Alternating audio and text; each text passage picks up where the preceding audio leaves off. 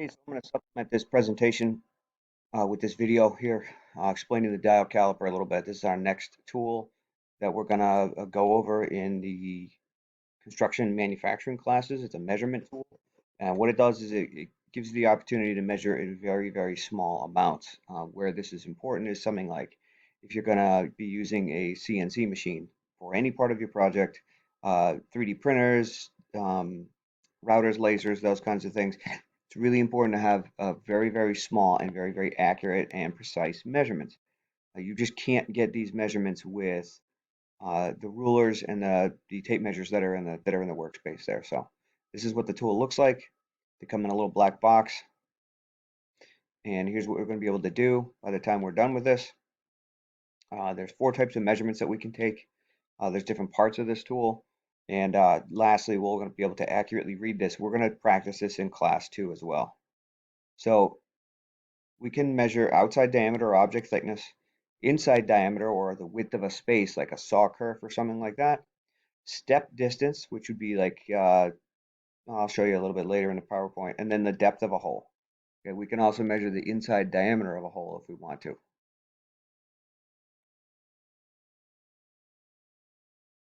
So we have outside measuring faces, these kind of like pinchers or jaws. Basically what happens is this section of the tool right here slides back and forth, and it allows you to open this up and pinch it around a material and measure how what the thickness of it is, or the distance rather, the distance between these two like little faces here. There's an example. Inside measuring faces, that's these little ears up at the top. Every time you slide this slider, there's 4 locations that measure the same thing. So you have your outside faces, your little pincher, you have your ears. That's going to tell you the exact same measurement on your dial. There's an example of it measuring inside of a hole, the diameter inside a hole. Step measuring, we don't do this a whole lot, but this back edge here, which you can't really see unless you physically have one and you flip it over, and the very, very bottom surface here allows you to measure a step, just like you would in a house or something like this. Unfortunately, these only go about 6 inches deep, and steps are usually a little taller than 6 inches. So, but if you had part on your project that looked like this, had this little step or rabbit or groove cut into it, you could measure the depth of that. And then the last is the depth measurement. As you expand this dial on this slider here, there's a piece that sticks out the back, and you can also measure the depth of a hole with that.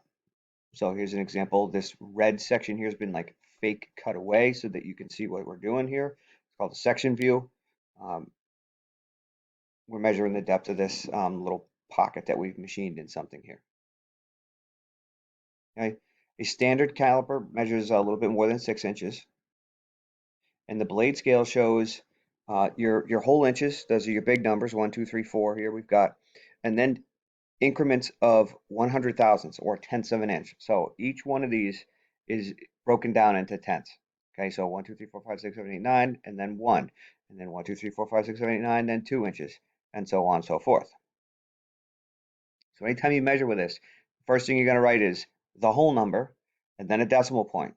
Okay, remember I said we're going accurately here. We're switching a little bit from fractions and sixteenths and 30 seconds and 64ths and stuff over to decimals, which is why it's really nice to have those decimal equivalent charts in the room. Okay, so we have a slider and we have the blade. The slider slides on the blade, and then you have this dial with a pointer on it.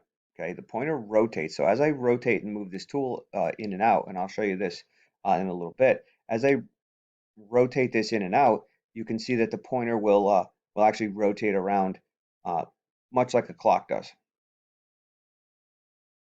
We have something called a reference edge. So right here on the tool, it's not, yeah, right here on the tool, that's where we actually take our measurement from. Okay, so if I looked at this right now, I would say it is 0.73, and then that looks to be about 7, okay, on the dial. So you just read the dial kind of like you would read a clock. And the way that we read this is whole numbers first, then we read the blade, then we read the dial, and we kind of add all those together in our head. Okay. The rack has gears and teeth in it so that it's very, very precisely adjustable. So here's the dial.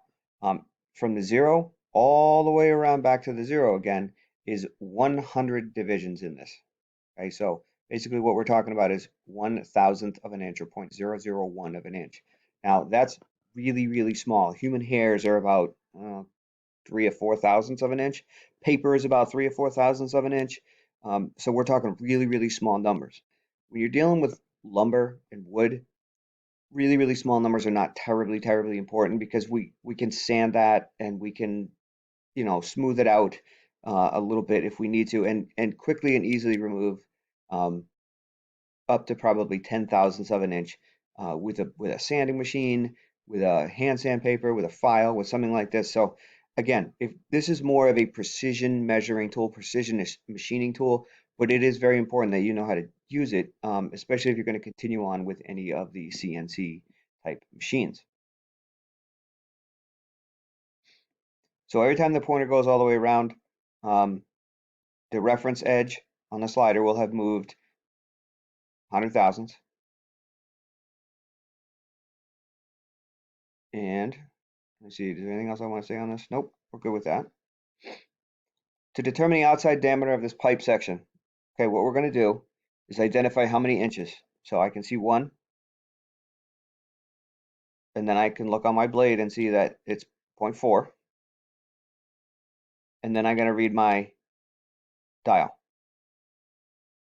Okay, and the dial is a terrible picture. I should have zoomed in a little bit more, but that's about 37 thousandths. Okay, so the outside diameter of this pipe would be 1.437. Now, if you grab this piece of pipe and you measure with a tape measure, you're probably going to say like, oh, it's 1.5. Okay, that's probably fine. If you go on the CNC machine and you machine a hole that's 1.5 inches in diameter, this pipe will fit in there, but it will be fitting in there loose. It will slide back and forth easily. If that's something you want, you're good to go. If you wanted this pipe to fit inside the hole and be tight and not wiggle around, you need to machine the hole 1.437 or 1.438. So that 1 or 2 thousandths of an inch will give you just enough so that this has a nice friction fit in between the two parts that mate together. So how wide is this block? This block is 1.4 and it looks like 2 thousandths, 1.402. All right. Now we're going to practice, but I'm not going to practice here. I'm going to hit pause on this video. I'm going to show you a little website I can go to and check this out. So here's the website. This is called a virtual dial caliper. And what I can do is I can grab this thing and open it and close it. It doesn't go all the way out to 6 because of the way the screen resolution is here. But if I was to just randomly grab it and drop it, all right, it not only does it tell you where it is, so you can get practice reading this thing. We have 2.46. It looks like 6.8. Here is the tricky part on this dial caliper. The reference edge is over here. Okay, so it's not here like was in that PowerPoint. You kind of got to look at your dial caliper and see when you close it what part of it is on the 0. And what that does is that establishes your reference edge so you'll be able to tell. Where it's tricky is like right when you get to something that's like right here. Most people will see, let me see if I can move that. Yeah, there we go. Not quite. Something like right here. 1.292. If you look at this blade, most people are going to be like, oh, it's 1.3. But you have to think about the dial as well. The pointer didn't get back to the 0, so it's not quite 1.3 yet, even though I know you can see the number 3. You have to go by the line and the dial. So you got to kind of look at both of those two things.